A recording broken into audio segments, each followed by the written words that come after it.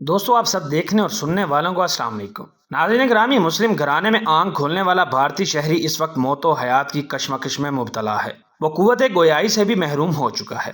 گمان یہ ہے کہ اس کی باقی حیات اسی کرب اور اذیت میں گزرے گی۔ اس کا جرم یہ ہے کہ اس نے اپنے قلم سے کروڑوں مسلمانوں کا دل دکھایا ہے۔ اللہ تعالیٰ نے جو خدا داد صلاحیت اسے عطا کی تھی، وہ اسے انسانوں کی بہتری کے بجائے ابتری کے لیے استعمال کرتے ہوئے سستی شہرت پانے کا مرتکب ہوا۔ دنیا میں بہت سے معروف ناول نگار بھی ہیں جنہوں نے ہزاروں افراد کے نظریات اور عقائد کو سیدھی راہ پر ڈال دیا، مگر یہ ناول نگار اپنی مکروہ حرکات کی بدولت زندگی کی تمام رہنائیوں سے محروم اور قید تنہائی کی زندگی بسر کرتا رہا۔ پھر اچانک کسی تقریب میں چاقو کے حملے کی ضد میں آ کر بستر مرگ پر دراز ہوا۔ ناظرین گرامی، 80 کی دہائی میں جب اس نے متنازع ناول سٹینک ارسز لکھا تو اس کے ایک سال بعد ایران کے رہبر آیت اللہ خمینی نے ایک فتوے کے ذریعے اسے واجب القتل قرار دیا اور اس کے سر کی قیمت پر $30 لاکھ انعام رکھا گیا۔ بعض ذرائع کہتے ہیں کہ اس نے بعد میں اپنی تصنیف پر معافی بھی مانگی۔ کہا جاتا ہے کہ سلمان رشدی حضرت محمد صلی اللہ علیہ وسلم کی شان میں گستاخی کا مرتکب ہوا۔ اس نے یہ فعل اظہار آزادیہ رائے کے نام پر کیا، مگر یورپ کی عدالتوں نے اپنے فیصلے میں پیغمبر اسلام حضرت محمد صلی اللہ علیہ وسلم کے بارے میں غلط جذبات کو اظہار آزادیہ رائے سے تابع نہیں کیا۔ تاہم ملکہ الزبتھ نے ناموس رسالت صلی اللہ علیہ وسلم کے اس مجرم کو سر کا خطاب دے کر تعصب کا مظاہرہ کیا۔ ایک عیسائی مصنف مائیکل ہارٹ نے اپنی شورائے آفاق کتاب دی 100 میں رقم 100 شخصیات میں سے نبی آخر الزمان صلی اللہ علیہ وسلم کو دنیا کا عظیم ترین انسان کامل قرار دیا۔ مغربی کفات اعظم میں بونم پارٹ کہتا تھا کہ جو تعلیم یافتہ اور عقل مند لوگوں پر مشتمل فوج قرآن کی تعلیمات پر بنا کر اس کی قیادت کرے، یہ نبی مہربان صلی اللہ علیہ وسلم کا ہی کارنامہ ہے کہ قلیل مدت میں لوگوں کی کثیر تعداد میں بتوں کی پوجا چھڑا کر خدائے واحد کی پرستی کو اختیار کیا۔ ہندوستان سے غیر مسلم ہندو مصنف ریلے رام گولائی نے سانحہ عمری محمد صلی اللہ علیہ وسلم لکھی اور اعتراف کیا کہ 23 سال کی قلیل مدت میں آپ نے برائیوں کو مٹانے اور نیکی کی جانب راغب کرنے کا کام بہت اچھے سے انجام دیا۔ ڈاکٹر این سنگھ نے سیرت النبی پر ایک کتاب لکھی اور تسلیم کیا کہ نبی پاک صلی اللہ علیہ وسلم نے تعصب سے خالی عدل کا عملی نمونہ پیش کیا۔ اس سے ریاست کا حکمران بھی عام شہری کی مانند ہوتا ہے۔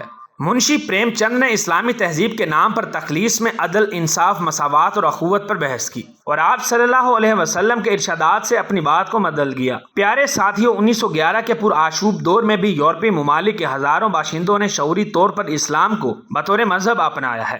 رشدی اگر تعصب کی عینک اتار کر سیرت نبوی کا مطالعہ کرتا تو اپنی قابلیت کی بدولت دنیا اسلام میں ایک مرتبہ پاتا۔ قرآن و سیرت کی صورت میں ہر سو پھیلی روشنی بھی اس کی آنکھوں کو ہیرا نہ کر سکی۔ برطانوی خطاب سر نے اس کی آنکھوں پر ایسی پٹی باندھی کہ اسے روشنی میں بھی اندھیرا نظر آتا رہا۔ وہ ہدایت جو اسے وراثت میں والدین کی طرف سے ملی، اپنے ہاتھوں سے اس نے اس کا گلا گھونٹ دیا۔ اس کی دوسری بدقسمتی یہ ہے کہ دنیا اور آخرت میں رسوائی نے اسے اپنے والدین کے لیے صدقے جاریہ بننے سے بھی محروم کر دیا۔ مغرب کی اندھی تقلید میں وہ یہ بھول گیا کہ برطانوی جمہوریت نے 1881 میں قانونی شکل دے کر عورت کو جو وراثت کا حق دیا، نبی پاک صلی اللہ علیہ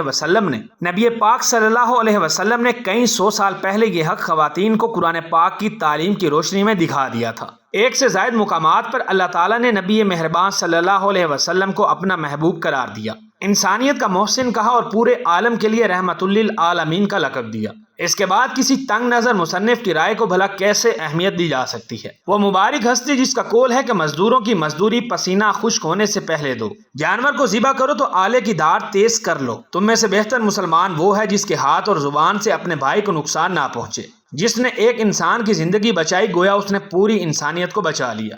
آپ صلی اللہ علیہ وآلہ وسلم کا خطبہ حجۃ الوداع پوری انسانیت کے لیے منشور کی حیثیت رکھتا ہے۔ انسانی حقوق کے علمدار آپ صلی اللہ علیہ وسلم کی تعلیمات کے سامنے ہیج نظر آتے ہیں۔ پہلی سانس سے لے کر موت کی آخری ہچکی تک ساری رہنمائی پورے عالم کے لیے آپ صلی اللہ علیہ وسلم کی سیرت میں محفوظ ہے۔ خوش قسمت لوگ ہی اس سے استفادہ حاصل کر سکتے ہیں۔